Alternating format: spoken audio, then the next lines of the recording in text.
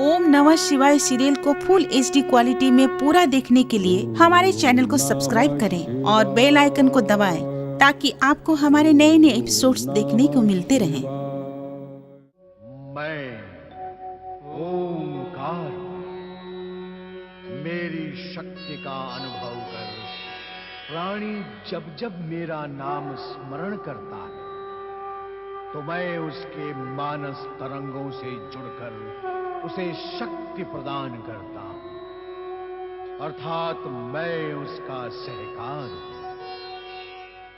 मैं ओंकार। चंड-मुंड जब देवी कौशिकी के सामने आकर शुंभ निशुंभ का विवाह प्रस्ताव सुनाते हैं तो कौशिकी हंसती हैं। वो उनसे कहती हैं कि अपने स्वामी से जाकर कहो कि किसी बुद्धिमान को मेरे पास भेजे। ब्रह्मलोक में ब्रह्मा जी नारद को स्पष्ट करते हैं कि कौशिकी की उत्पत्ति ही शुंभ निशुंभ के वध के लिए हुई है। शुंभ निशुंभ के दरबार में चंड मुंड कुछ किए बिना ही लौटते हैं। तत्पश्चात सुग्रीव को भेजा जाता है।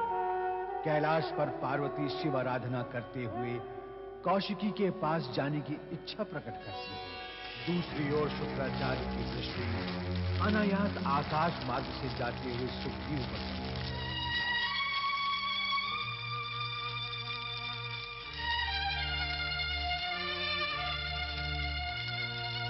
जय जय मृत्युंजय महादेव।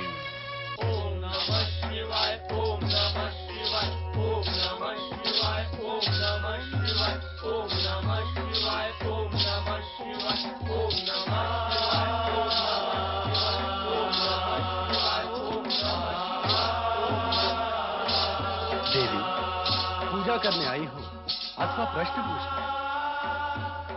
प्रभु, मेरा ध्यान तो सदा आपकी पूजा आराधना में ही लीन रहता है, किंतु एक बात मेरी समझ में नहीं आती।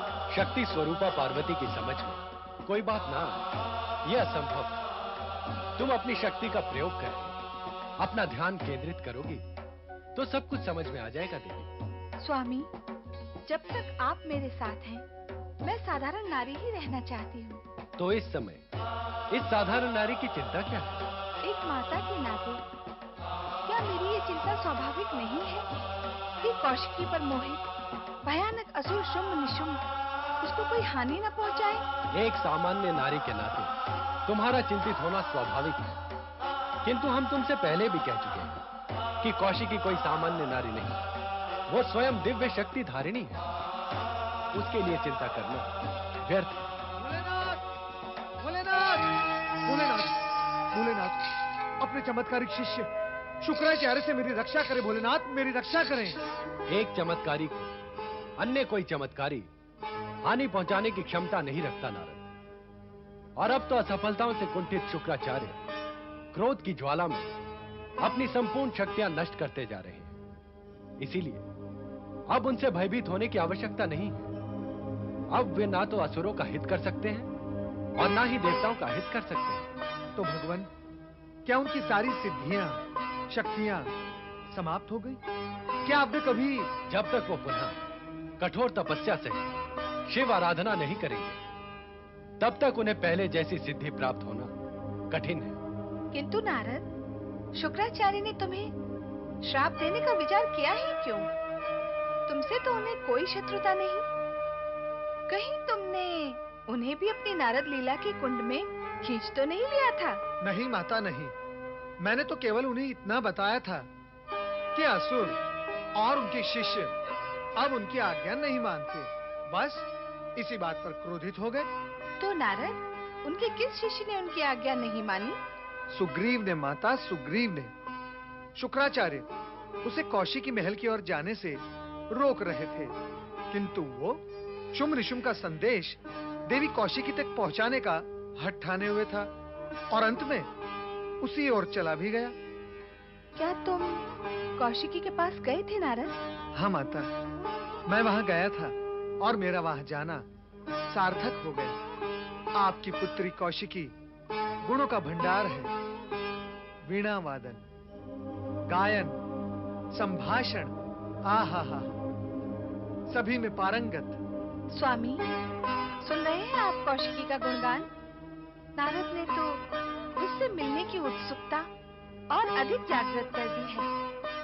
अब तो शीघ्र ही वहाँ चलना होगा। अवश्य देवी, अवश्य। हम शीघ्र ही वहां चलेंगे। इतना विलंब क्यों? शीघ्र आना चाहिए सुग्रीव को। कहीं उसने सुग्रीव के साथ आना अस्वीकार तो नहीं कर दिया? हमारा बुद्धिमान मंत्री सुग्रीव अब तक उस सुंदरी के पास से लौटा क्यों नहीं?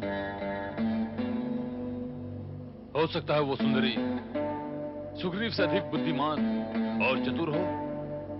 सुंदर स्त्री चतुर भी होती है? हाँ, होती है। उसने सुग्रीव को यदि अपने शब्द जाल और वाक पटुता में उलझा रखा होगा तो उसे आने में विलंब ही होगा ना। स्वर्गाधिपति दैत्यराज शुंभ निशुंभ की जय। जय बोलता आ रहा है, किंतु ये बता कि विजय प्राप्त हुई अथवा नहीं। बोलता क्यों नहीं? क्या कहा उस सुंदरी ने? क्या उसने हमारा प्रेम प्रस्ताव स्वीकार कर लिया? मुख कपाट के ताले खोल, कुछ तो बोल। उसने आपसे विवाह करने की स्वीकृति दी है कि?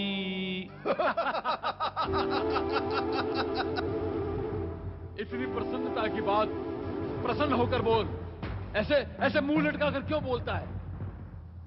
सुग्रीव, तुमने स्वीकृति और प्रसन्नता की बात के अंत में कुछ की जैसा कहा है। वो क्या है? वो किंतु का की है दैत्यराज। स्वीकृति और प्रसन्नता के बीच ये किंतु कहां से ले आए तुम? वहीं से लाया हूं दैत्यराज। विवाह करने के लिए उस सुंदरी ने अपनी स्वीकृति तो दी है दैत्यराज, किंतु उसकी मांग ये है कि वो आप दोनों में से किसी एक के साथ ही विवाह करेगी।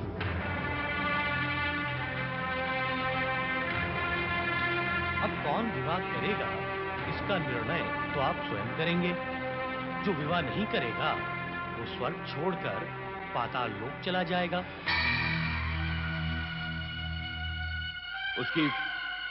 उसकी दूसरी मांग क्या है? वो उसी से विवाह करेगी जो उसे युद्ध में पराजित करेगा। ये कैसी विचित्र मांग हुई? क्या उस सुंदरी की बुद्धि ने उसका त्याग कर दिया है? यही उसकी दृढ़ प्रतिज्ञा है। और उसने ये भी कहा है कि उस जैसी कोमलांगी को युद्ध में पराजित करना अति सरल है। ये युद्ध की मांग तो उसने केवल अपनी प्रतिज्ञा पूर्ण करने के लिए रखी है।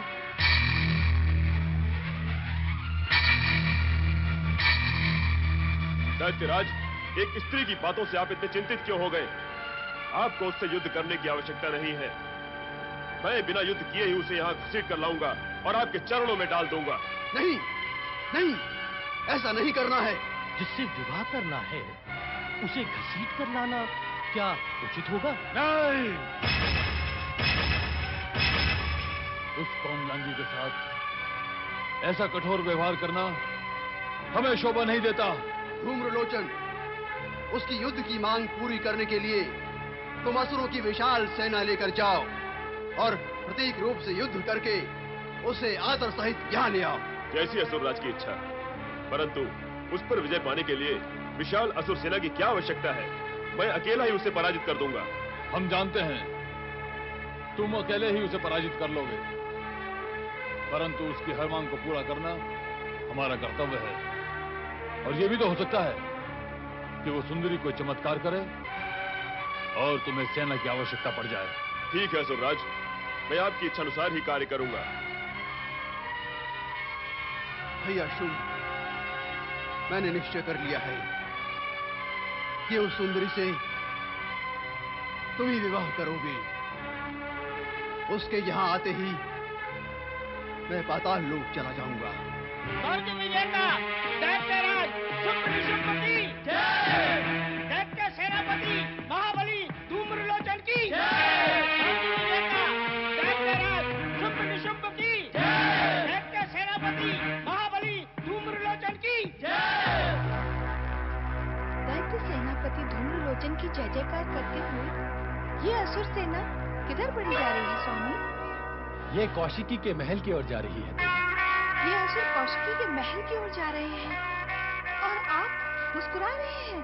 जब ये असुर स्वयं ही अपने विनाश की ओर अग्रसर हो रहे हैं, तो हम भी मुस्कुराने के अतिरिक्त और क्या कर सकते हैं? किंतु स्वामी, ये तो विचार करें कि मेरी कौशिकी अकेली इतने सारे दुष्ट असुरों का सामना कैसे कर पाएगी?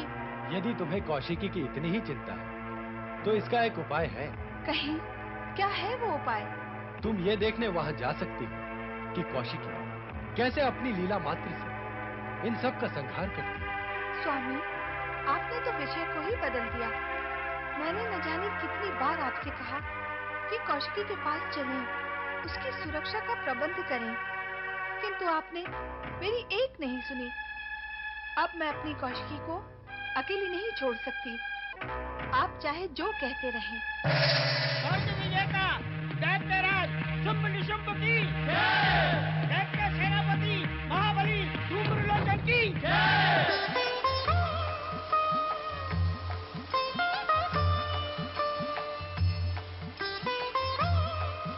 पुत्री कौशिकी, माता,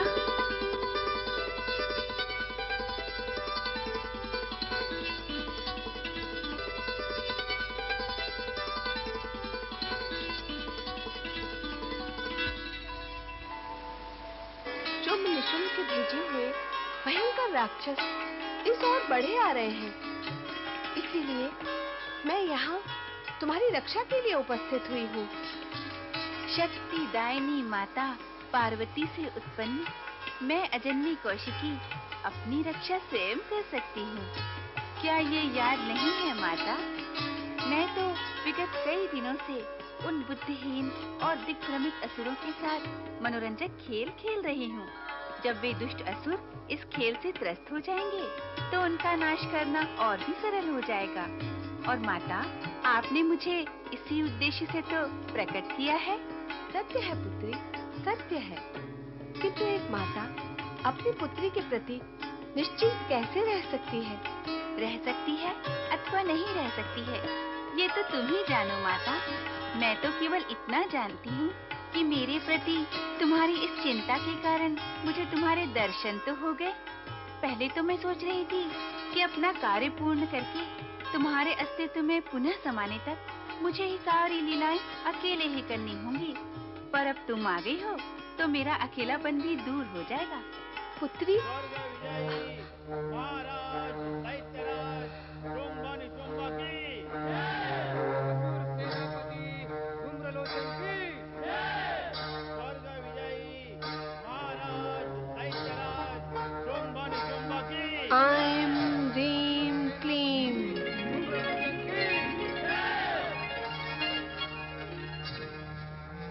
अब मैं इन दुष्टों का विनाश कर दूंगी कौशिकी। यहाँ आते ही उन्हें समाप्त कर दूंगी। ये असुर धूम्रलोचन असुरों की सेना लेकर आया है। अन्य असुरों की भांति मैं इसके साथ भी कुछ समय तक विनोद करना चाहती हूँ माता। जब ये विनोद युद्ध में परिवर्तित होने लगे, तब तुम अवश्य अपना कर्तव्य आरंभ कर लेना। इस समय कुछ देर के लिए अदृश्य हो जाओ, ताकि मैं धूम्रलोचन का धूम्र उड़ा सकूं।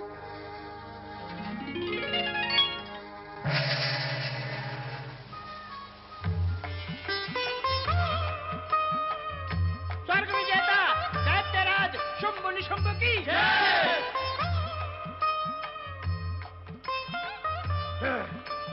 हे असुर वीरों, वो रहा कौशिकी महल। तुम सेना के साथ यहीं रुको, मैं अकेले ही उस सुंदरी के पास जा रहा हूँ। यदि मुझे तुम्हारी आवश्यकता पड़ी तो मैं तुम्हें पुकारूंगा। पुकार सुनते ही तुम वायु वेग से भीतर चले आना। जो आज्ञा सेनापति धूम्रलोचन।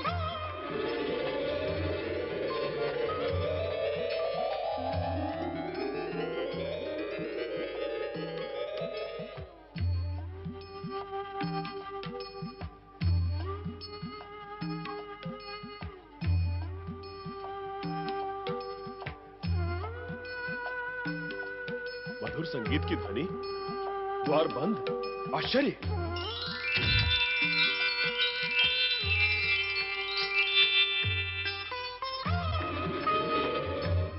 देवी कौशिकी की माया के वशीभूत होकर धूम्रलोचन महालय में प्रवेश कर गया। भविष्य धूम्रलोचन के लिए कौन सी घटना लेकर प्रकट होगा, ये स्पष्ट नहीं था।